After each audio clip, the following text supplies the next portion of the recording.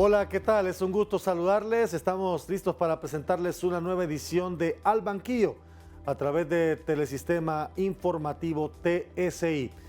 Quisiera hablar hoy sobre un fenómeno político que ha adquirido relevancia global significativa, que ha sido muy visible en América Latina y que particularmente toma mucha fuerza en Centroamérica. Hoy hablaremos, nos vamos a sumergir en este fenómeno que algunos consideran como estrategia política, otros ven en esta práctica beneficios que por ser muy cercano, dicen algunos promotores de esta teoría política de la cercanía social. Otros, por el contrario, son muy críticos y cuestionan que algunas medidas amparadas en base a este modelo, a este sistema que algunos usan para gobernar en América Latina, complican la situación de los países. Hablaremos del populismo en América Central y mis invitados son dos expertos del ámbito académico, de la investigación social, con quienes vamos a dialogar y vamos a ampliar profundamente sobre esta temática. Voy a presentar rápidamente en gráfica los perfiles de ambos, la relación que tienen con la temática también. María Esperanza Casullo es argentina, es directora del Laboratorio de Estudios e Investigación del Sistema Penal y de Derechos Humanos en la Universidad Nacional de Río Negro, en Argentina. Es investigadora del CONACYT, el Consejo Nacional de Ciencia y Tecnología. Obtuvo un doctorado en gobierno en la Universidad de Georgetown, en Estados Unidos. Su publicación más reciente, ¿Por qué funciona el populismo? El discurso que sabe construir explicaciones convincentes de un mundo en crisis, de la editorial Siglo XXI, y es miembro también del Consejo Asesor en América Latina de la Universidad Nacional Autónoma de México y la Organización de los Estados Americanos y de la Comisión Directiva de la Sociedad Argentina de Análisis Políticas. Pertenece a la red de politólogas. Ella es María Esperanza Casullo. Y también nos acompañará en este programa especial hoy Harry Brown Arauz, director del Centro Internacional de Estudios Políticos y Sociales en Panamá. Es miembro del Sistema Nacional de Investigación de Panamá, doctor en Ciencias Políticas y Sociología por la Universidad Complutense de Madrid, autor de los libros El vencedor no aparece en la papeleta, me gusta el nombre, y Partidos Políticos y Elecciones en Panamá, un enfoque institucionalista.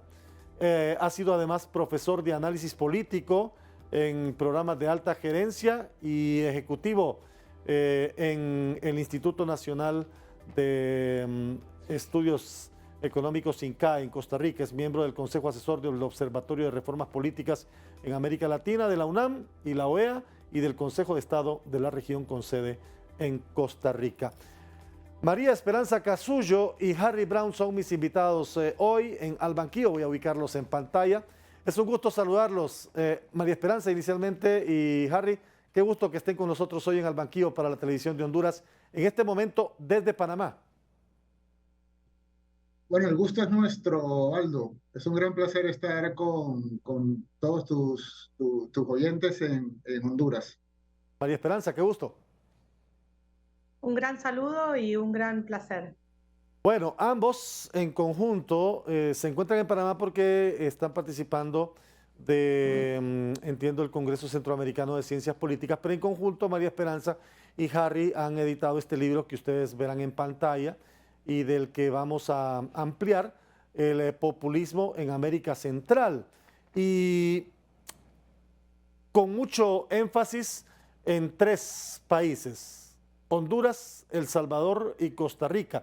El populismo en América Central, la pieza que falta para comprender un fenómeno global, de María Esperanza Casullo y de Harry Brown Arauz en condición de coordinadores de esta obra que ha sido presentada en Panamá y que hoy ocupará gran parte de nuestro programa. Inicialmente, ¿por qué la investigación alrededor del populismo en Centroamérica y por qué estos tres países, Honduras, El Salvador y Costa Rica? En el caso de Honduras, especialmente con el Partido Libertad y Refundación, el caso Nayib Bukele en El Salvador y el caso Rodrigo Chávez en Costa Rica. Hablemos un poco del libro, María Esperanza, Harry.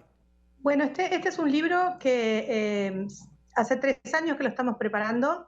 Es un proyecto bastante ambicioso, colectivo, que empezó en el 2019, que tiene análisis de casos, o sea, un capítulo para cada país, Ujú. pero además tiene una encuesta que seguramente hablaremos luego, que se hizo en 4 países centroamericanos. Pero la verdad que fue, en un inicio, el espíritu fue ver que no había prácticamente nada publicado sobre el populismo en Centroamérica, en América Central, perdón. Pero hubo una buena, diría yo, un contexto, porque al tiempo que estábamos empezando a preparar el libro, se dio este fenómeno que es una pequeña ola populista centroamericana, donde tenemos presidentes como Nayib Bukele, como el caso de Xiomara Castro en Honduras, y también las elecciones en Costa Rica. Entonces creo que fue una cosa muy afortunada de un proceso, de un proyecto que pudimos identificar que era un fenómeno que iba a tener impacto o que estaba teniendo impacto, y que creo que encaja con una circunstancia en donde ya estamos empezando a ver el impacto en los sistemas políticos. Harry. Sí, mira, es justo lo que dice María Esperanza. Hay una gran literatura sobre el populismo latinoamericano, mucha literatura sobre el populismo europeo, también en los Estados Unidos con el caso de Donald Trump, pero esos estudios muy importantes, muy rigurosos, que además hacían comparaciones entre la región latinoamericana y Europa, por alguna razón bastante difícil de explicar, excluían a los casos de América Central. Había en esos estudios países tan pequeños como los nuestros, también países, digamos, subdesarrollados. O sea, no había realmente una razón de peso para que no aparecieran nuestros países. A partir de allí, nosotros decidimos hacer ese estudio, juntamos a varios colegas muy prestigiosos para hacer los estudios de caso y como ha dicho María Esperanza, la realidad casi que nos ha hecho el favor de hacer relevante el libro porque a medida que íbamos avanzando en los estudios comenzaron a aparecer distintos liderazgos populistas relevantes en la región. Y ahí quiero decir algo que es importante. Claro que hay en América Central en este momento 3 casos de populismo, los mencionaste, Costa Rica, Honduras y El Salvador, pero no son parecidos en cuanto al grado de populismo, Ujú. porque caeríamos en un error si nosotros decimos que son exactamente iguales y no es ese el mensaje que queremos decir, de que la intensidad sea tanta. Hay distintos grados de populismo y claramente el caso de Nayib Bukele no solamente el más radical del istmo centroamericano, sino posiblemente de toda América Latina, y los otros tienen grados menores que supongo durante la entrevista pues podremos profundizar en cuáles son esas características que nos llevan a hacer la diferencia entre estos 3 casos. Claro, y debo comentarles que, bueno, recién me ha llegado el texto y he comenzado a leerlo. Es un tema apasionante en realidad, porque la política es un tema apasionante visto desde el ámbito no partidista, visto más desde la perspectiva del análisis y con mayor énfasis en el enfoque que ustedes hacen. Me gusta un planteamiento que hace, lo que llevo de lectura del texto, me gusta un planteamiento que hace en el sentido de que sobre el populismo se ha escrito mucho, pero no se ha dicho todo. Y que hay mucho por decir y que estamos en una etapa, María Esperanza, Harry, en una etapa tan crucial que hay que hablarlo, que hay que decirlo, que hay que exponerlo. Sí, y además no se ha dicho todo. Además, en realidad, otra cosa que podemos ver es que no hay un populismo, hay muchos populismos. Es como un animal que puede tomar, que puede cambiar de forma Sí. y tener variedades muy grandes, que se adapta a distintos contextos. No es lo mismo en un país pequeño, en un país agrícola, en un país campesino, en un país en donde la base es indígena, que en un país más grande, urbano. Y que verdaderamente es el fenómeno central de nuestro momento actual. O sea, no hay ningún país de Latinoamérica, ni ningún país de Europa, quiero enfatizar esto, del mundo supuestamente desarrollado, ni Estados Unidos, ni Nueva Zelanda, ni Australia, que no tengan por lo menos un partido populista o un líder populista serio y con posibilidades de ganar la elección. Entonces creo que tratar de entender este fenómeno es una de las claves para entender las perspectivas actuales de nuestros sistemas políticos. ¿Y eso lo vuelve crucial, Harry? Sí, mira, no se ha dicho todo como bien has remarcado, pero incluso con este libro, sabiendo que no se ha dicho todo, hemos encontrado particularidades de los populismos de América Central que no solamente nos ayudan a entender mejor nuestros propios países, nuestros propios populismos, sino que también ayudan a entender de mejor manera los populismos a nivel global. Yo creo que allí esa es una de nuestras grandes satisfacciones. Sabes que uno comienza una investigación y se va encontrando con los hallazgos. Esto fue, aunque nos hicimos la pregunta al inicio, hemos encontrado algunas particularidades propias que creemos que fortalece la comprensión de todos los populismos. Pero mira, Aldo, también hablando de los tres casos en el contexto de toda la región, este libro, El populismo en América Central, que ha sido publicado por la editorial, la muy prestigiosa editorial Siglo XXI, este libro tiene un primo hermano que es un artículo que hemos publicado en la Revista Mexicana de Sociología. Lo leí. Sí, como te hemos dicho, mientras hacíamos la investigación comenzaron a aparecer algunos casos más y hay una reflexión que tenemos en ese artículo que es sobre las olas populistas.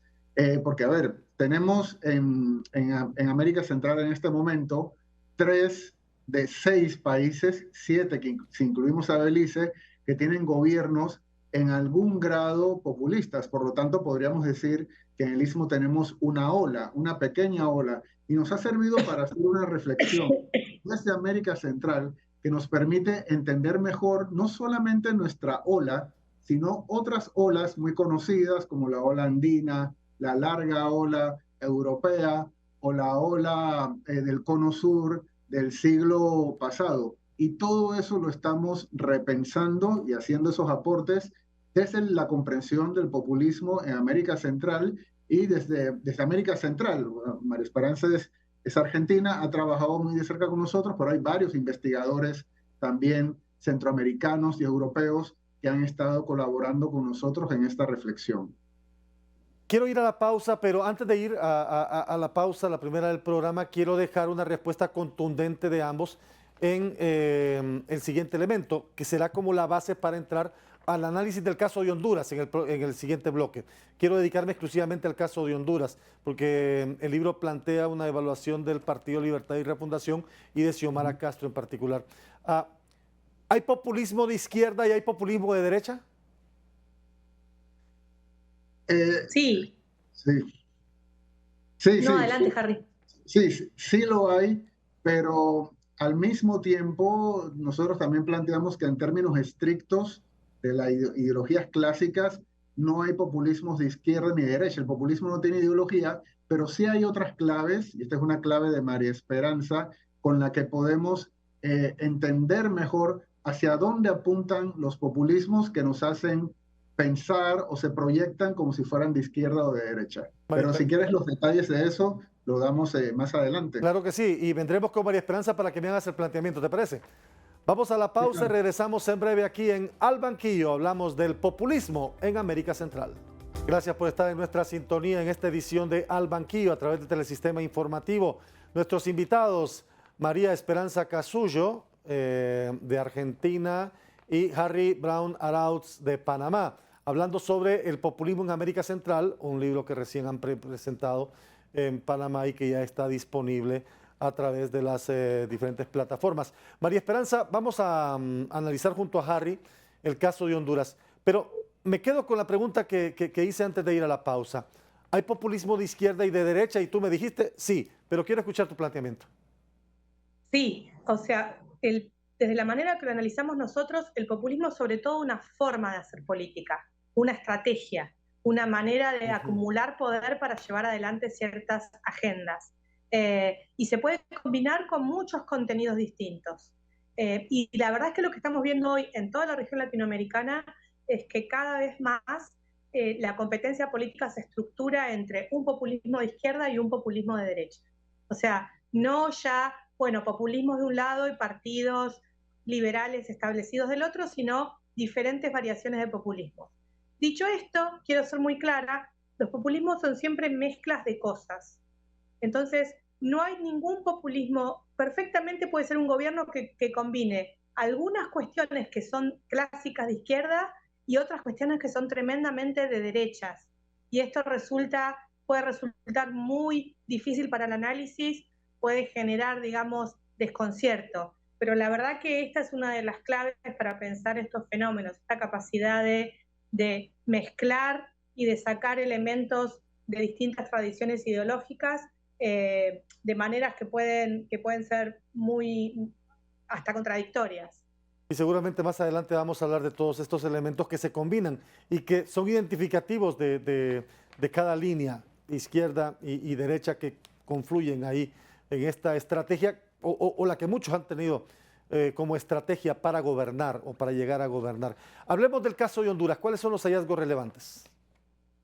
Bueno, mira, lo primero que tengo que decir es que en la publicación hay un experto sobre la política hondureña que fue quien hizo ese capítulo, que es el colega Daniel Vázquez. Sí. Que a nosotros ninguno de los dos es experto en política hondureña. Y pero Andrean sí, también.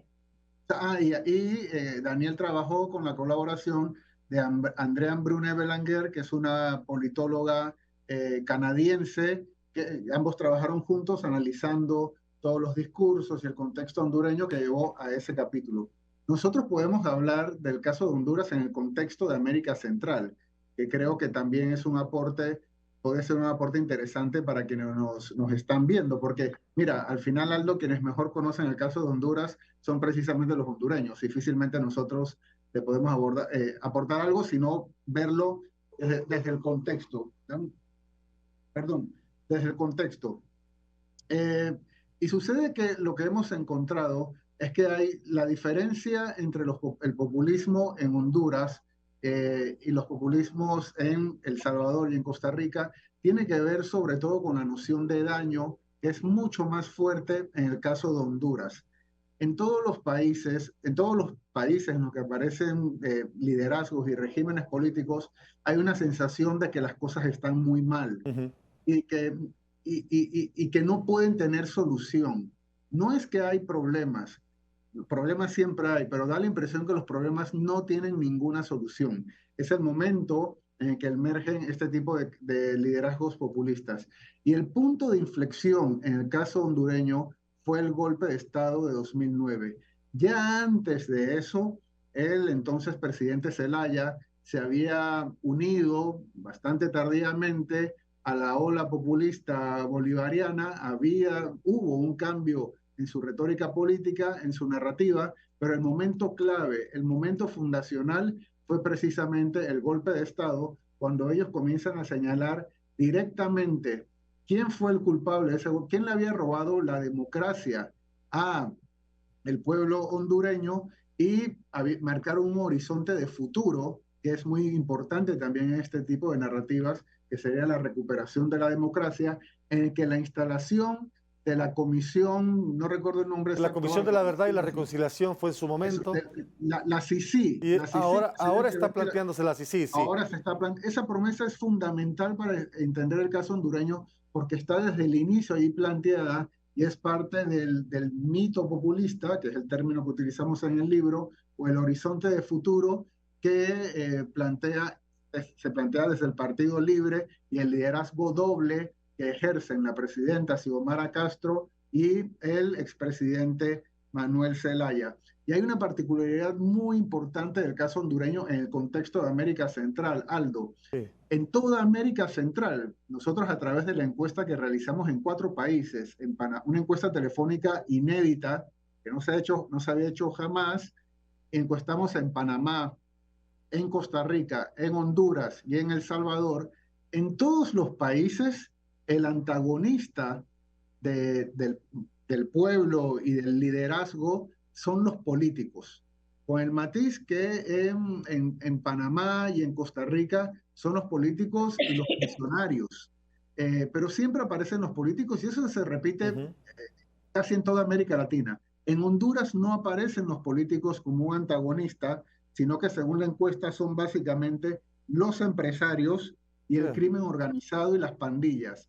Ni siquiera en El Salvador, Aldo, donde hay una política muy fuerte en contra de las maras, en el momento que nosotros realizamos en la encuesta, no aparecían las maras como un enemigo, pero sí aparecen las pandillas y el crimen organizado en Honduras. Por lo tanto, el campo narrativo, no solamente desde el gobierno, sino también desde otras organizaciones que pueden ser otros partidos políticos e incluso organizaciones de la sociedad civil, pueden elegir y articular con cierta facilidad a estos actores como enemigos de la democracia hondureña. Déjame ver si entiendo, y me gustaría también el aporte de María Esperanza. La narrativa, el discurso populista, ¿cambia esa percepción en Honduras con relación a los otros países? Sí, en el caso, o sea, lo que nosotros planteamos es que lo central para cualquier narrativa populista es seleccionar un adversario, Sí. un enemigo, alguien que la identidad de ese movimiento no es tanto una ideología común o ciertos principios de izquierda y derecha, sino el seguir a un líder o una líder que nos dice derrotemos a este adversario.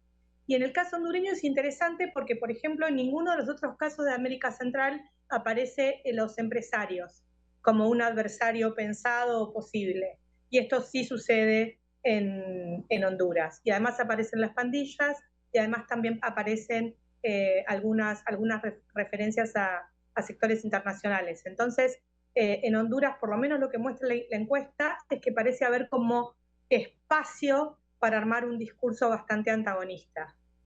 Y eso hace más crítico el caso de Honduras con relación a los otros dos países estudiados. Eso hace más profundo, más visible el caso de Honduras. Bueno, mira, sí lo hace más complejo. Nosotros tenemos muy claro que posiblemente el caso más, no posiblemente, claramente el caso más visible y más radicalizado es el de El Salvador. Y te pongo por qué el caso de El Salvador es el más complejo. Tiene que ver, sobre todo, y este es otro de los hallazgos importantes del libro, con el señalamiento discursivo a un enemigo externo. A ver, en el marco teórico que nosotros estamos usando, ese adversario tiene como dos caras. Una cara interna, que llamamos un traidor interno en el marco teórico, y un enemigo externo. El enemigo externo clásico de los latinoamericanos históricamente son los Estados Unidos, que podemos llamar el imperialismo. Normalmente se le llama el imperialismo yanqui, algunas otras veces se ha señalado a las instituciones financieras internacionales, al Fondo Monetario Internacional, pero en América Central no aparece ese enemigo externo, excepto en el caso de Nayib Bukele, que habla de la comunidad internacional. Él no se va directamente contra los Estados Unidos, pero sí tiene un enemigo externo con, digamos, con varios componentes, que serían los medios de comunicación internacionales, algunos países, los organismos promotores de los derechos humanos, etcétera. Parece ser, por lo que hemos visto hasta ahora, que ese elemento es fundamental para la radicalización de los liderazgos populistas. Hasta el momento, en el caso de la pareja Castro-Zelaya, no hay una apelación como adversario hacia enemigos externos, todo lo contrario. Están pidiendo la ayuda de la ONU y están cooperando con los Estados Unidos en los temas de corrupción. Por lo tanto, no es un caso más radical. Tiene que ver básicamente con el señalamiento de un enemigo interno que vendría a ser la partidocracia, que creo que le han llamado antes, que es el sistema de partidos bipartidista que tenía el país, que tenía una estabilidad de 100 años. Ese es el enemigo, el traidor interno, y con la proyección de un horizonte de futuro para el pueblo hondureño que vendría a ser una recuperación de la democracia que les permitiría tener un bienestar que, según la narrativa utilizada, fue coartada con el golpe de Estado del 2009. Y a eso iba mi siguiente interrogante, el papel de la oposición, política en este proceso. ¿Contribuye, fortalece, fusiona, complica? ¿Cuál es el rol de la oposición política en el control o en el que se agudice la narrativa populista, el discurso populista? Bueno, el caso de Honduras también nos da otra pista que para nosotros fue muy importante para entender el populismo en América Central, pero también en la región, que es el hecho de que los y las líderes populistas siempre se presentan como outsiders, se cuentan a sí mismos como outsiders, como alguien que viene de afuera de la política, que no tiene compromisos políticos, pero la verdad que lo que vemos es que, al menos en los casos que analizamos de América Central, en general estos líderes saltan a la afuera, pero en la inmensa mayoría de los casos provienen del interior de los sistemas políticos. Entonces, o sea, son figuras que hace años, décadas, hacen política, que tienen cargos, que tenían cargos, como Nayib Bukele, que era alcalde, o que vienen de familias tradicionalmente políticas y de largas trayectorias políticas, como el caso de Manuel Zelaya. Y que que en realidad esta decisión de saltar y de irse como outsiders muchas veces tiene que ver con pactos de gobernabilidad, pactos de elites que se pelean. Es gente que se pelea, por decirlo de esta manera, de manera bastante personal, y entonces dice, bueno, ahora soy un outsider heroico. Dicho esto, el rol de la oposición, otra cosa que encontramos es que es central, o sea, ese es el trabajo de las oposiciones políticas, es oponerse, ¿no? Democráticamente, siguiendo con la institucionalidad, pero en estos procesos de radicalización, tener una oposición fuerte y con capaz de protestar y con capaz de generar estrategias institucionales bien fuertes es un factor central en que no avancen estos procesos de radicalización. Sí, ¿qué es lo que no hay en El Salvador? Y ya me van a contar sobre este punto de la radicalización en El Salvador. Planteaba el tema... Si me Sí, permite, con Sandro, gusto, quisiera seguir en la misma línea de lo que ha dicho María Esperanza. claro. Mira, a mí me parece que cuando una narrativa de este tipo tiene éxito, las oposiciones, si se siguen comportando como lo hicieron antes de la aparición de la narrativa, tienen muchísimas dificultades para salirse de ese marco en el que ya han sido encasillados como los mismos de siempre. Buen Si punto. se siguen comportando como siempre, nunca van a ser una oposición exitosa.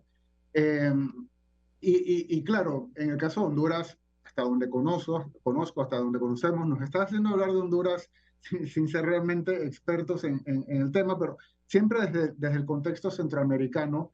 En el caso de Honduras, hasta donde entiendo, todavía hay una oposición, pero tienen que presentarle un proyecto de país distinto y un horizonte normativo distinto a lo que hacían antes.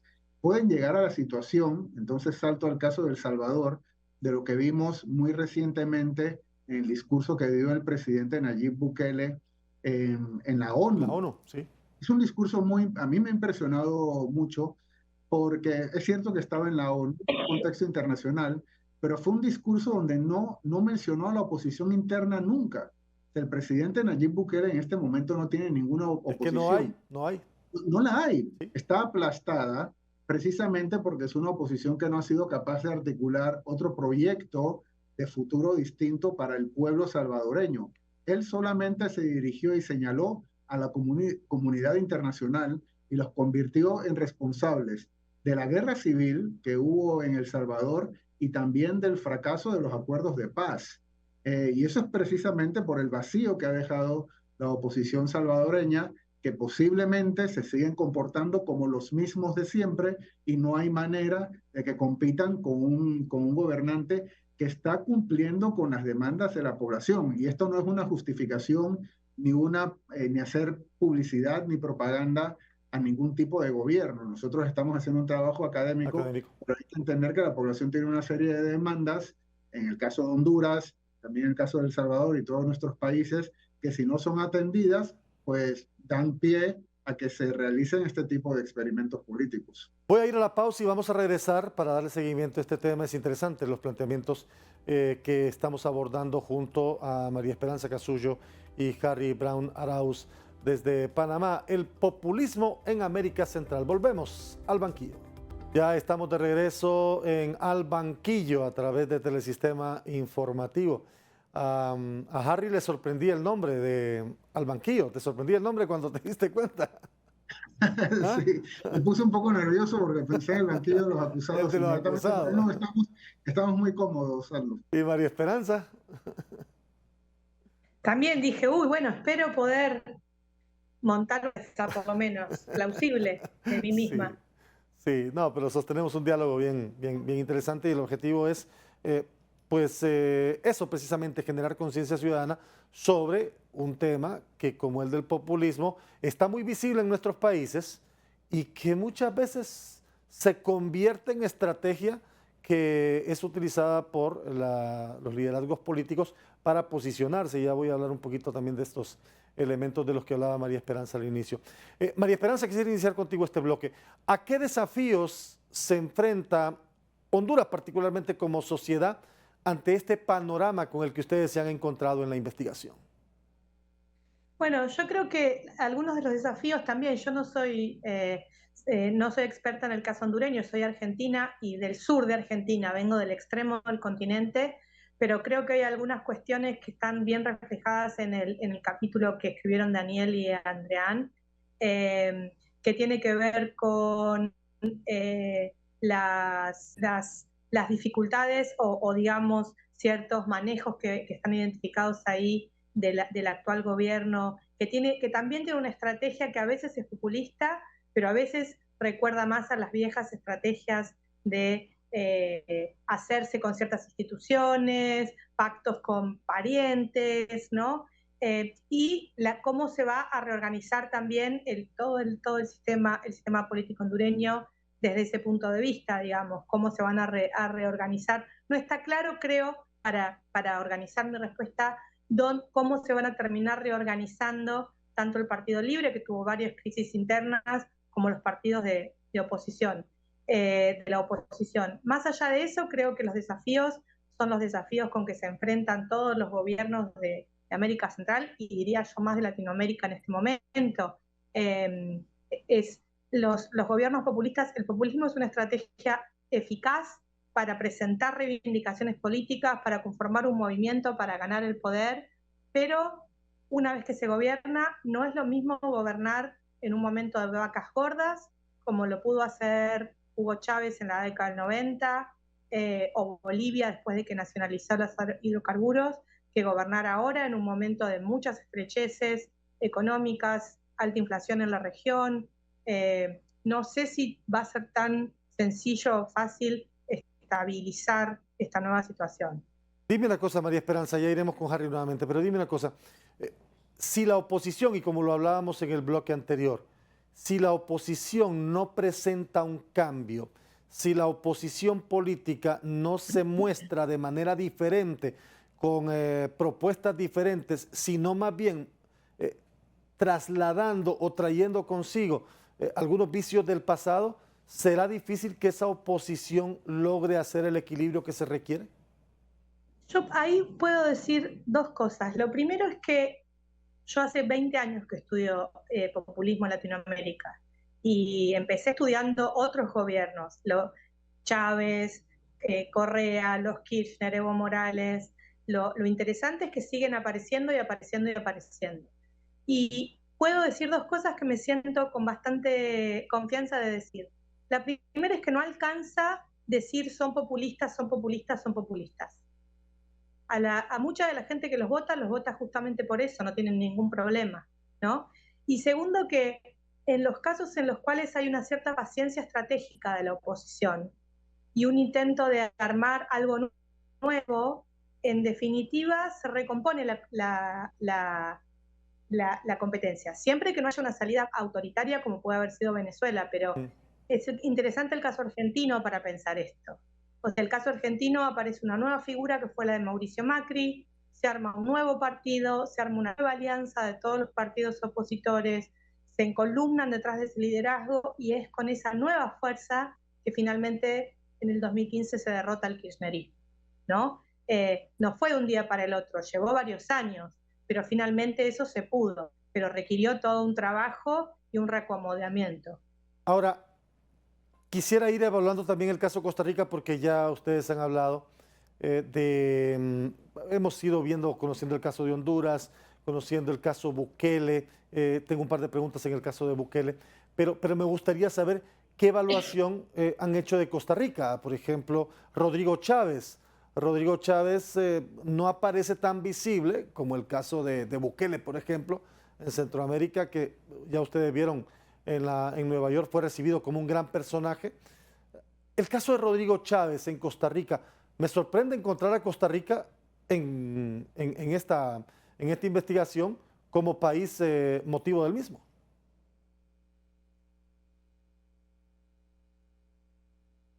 No sé si se fue Harry, pero sí, de alguna manera lo que describe el capítulo sobre Costa Rica, que escribieron otros dos colegas costarricenses, es el largo proceso de aparición del populismo en Costa Rica, asociado con otro proceso que es la erosión del estado de bienestar costarricense. Y el caso de Costa Rica es un caso muy interesante porque lo que ellos decían en el capítulo sobre Costa Rica, antes incluso de que cambiara el gobierno en las elecciones, es que en Costa Rica aparece muy fuerte algo que no aparece en ninguno de los otros países de América Central, que es una nostalgia por el pasado. O sea, la idea de Costa Rica antes estaba mejor que ahora. Y lo que aparece muy fuerte es una demanda de tratar de rearticular o de lograr o de encontrar quién fue el culpable de que se perdiera ese bienestar. Ok. Esa nostalgia por el pasado pone como en riesgo a la ciudadanía de perder esa tranquilidad, esa estabilidad, esa imagen de país modelo, de país seguro que siempre ha tenido Costa Rica a nivel de Centroamérica y a nivel de Latinoamérica. Yo diría que aparece un riesgo en el sentido de que la ciudadanía aparece como pudiendo aceptar cambios bastante radicales si vuelven a generar ese grado de bienestar, ¿no? Básicamente lo que aparece es una nostalgia del estado de bienestar y un rechazo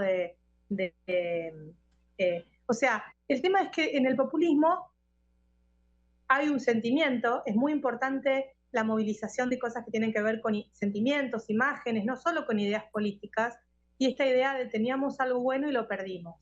El siguiente paso es decir, ¿quién es el culpable de que lo perdimos? Y ahí la palabra política importa. Por ejemplo, en el caso costarricense aparece fuertemente y también de manera bastante única una crítica a los empleados estatales costarricenses, a las burocracias, en esta encuesta que hicimos con Harry. La gente dice, en muchos, no todos, pero una parte importante dice, lo que funciona mal, los culpables fueron los burócratas y los funcionarios.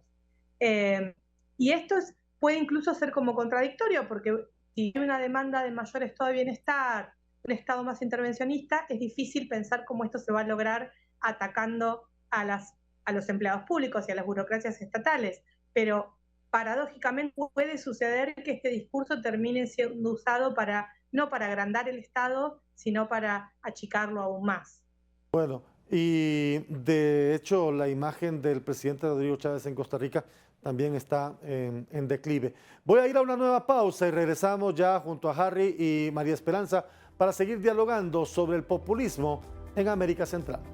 Ya estamos de regreso en Al Banquillo y en este bloque ponemos algunos puntos sobre la mesa de lo que hemos venido dialogando en el programa de hoy, el populismo en América Central, el libro que han presentado María Esperanza Casullo y Harry Brown Arauz, que me acompañan en esta edición del programa de hoy.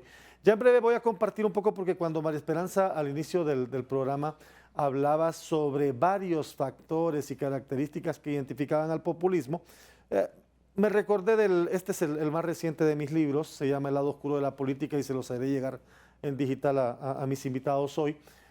Dedicamos un espacio a conocer un poco sobre el populismo en América Latina y particularmente en el país, identificando algunas características de las que me gustaría, María Esperanza, pudiera ampliar después, en el sentido de que a menudo los líderes populistas recurren a ese liderazgo carismático, al antielitismo, al nacionalismo, a algunas políticas redistributivas o a la retórica polarizadora y a la hostilidad también hacia los medios de comunicación, que es otro elemento que es muy visible en los políticos populistas. Antes de ir con María Esperanza y que me dé un aporte sobre estas características desde su perspectiva, porque ha escrito mucho sobre el tema. Harry, con María Esperanza hablábamos del caso Costa Rica.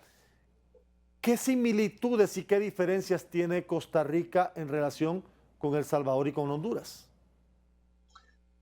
Mira, el caso de Costa Rica se desvía un poco en comparación a El Salvador y Honduras, porque en estos dos países, en El Salvador y Honduras, hay mitos populistas de futuro. Los proyectos políticos que ellos les proponen al pueblo salvadoreño y al pueblo hondureño son mirándose el futuro, que es lo que suele suceder en los países latinoamericanos. Pero en el caso de Costa Rica, y esto lo medimos con la encuesta, los costarricenses, una cantidad importante de costarricenses piensan que los problemas de Costa Rica se pueden resolver volviendo al pasado.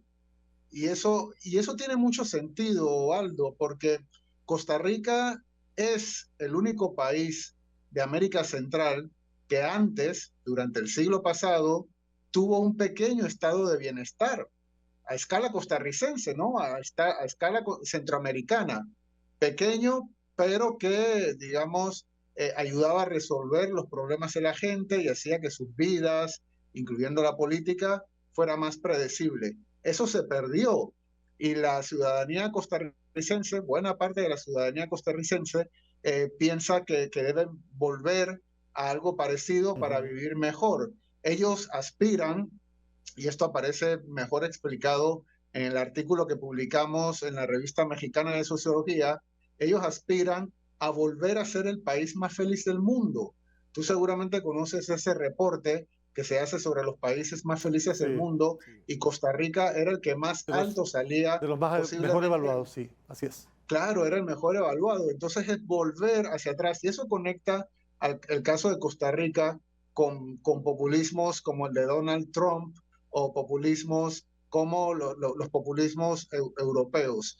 Y otra de las particularidades que ahí coincide, digamos, en el caso de Panamá, es que el adversario, el enemigo, no son solamente los políticos, sino que también el servicio civil o los funcionarios. Hay un cuestionamiento muy fuerte hacia la administración pública costarricense, que es la más profesional de toda América Central. América Central tiene servicios civiles clientelares. Sí. Costa Rica no, tiene un servicio civil profesional, pero que en la narrativa del presidente Rodrigo Chávez se ha convertido los ha convertido en un grupo privilegiado. Y por eso habla de los privilegios y de las argollas, como se dice coloquialmente en Costa Rica. Pero yo quiero decir algo, me he alargado un poco, pero quiero decir algo muy importante. Nosotros no estamos diciendo que estos populismos que no son radicales necesariamente se van a convertir en regímenes autoritarios. ¿Ah? No estamos acusándolos de que van a convertirse en dictadores, no es eso. Sí generan algunas tensiones dentro del régimen político o democrático porque plantean problemas que son muy profundos, que las élites clásicas de nuestros países no están atendiendo. De allí es que viene la tensión, no porque necesariamente son liderazgos o regímenes políticos antidemocráticos, Aldo. Tengo una pregunta para ambos. El caso Nayib Bukele es un caso digno de estudio, que creo que se podría escribir una investigación amplia, documental, social sobre ese tema y daría muy buenos resultados. Nayib Bukele recurrió a la comunicación digital para tener un alcance masivo con su gente, con su ciudadanía. Nayib Bukele, toda medida de su gobierno, todo aspecto que según su gobierno beneficia a la ciudadanía, lo comunica a través de redes sociales. Y eso ha generado cierta hostilidad con los medios de comunicación. Algo similar está pasando en Honduras, solo que en Honduras la comunicación digital es más amplia. Comunica el funcionario público, comunica el activista, comunica el asesor presidencial y esposo de la presidenta, comunica la misma presidenta, pero hay una variedad de funcionarios que están utilizando la comunicación digital para esa cercanía con la gente. ¿Cómo lo ven ustedes ese tema?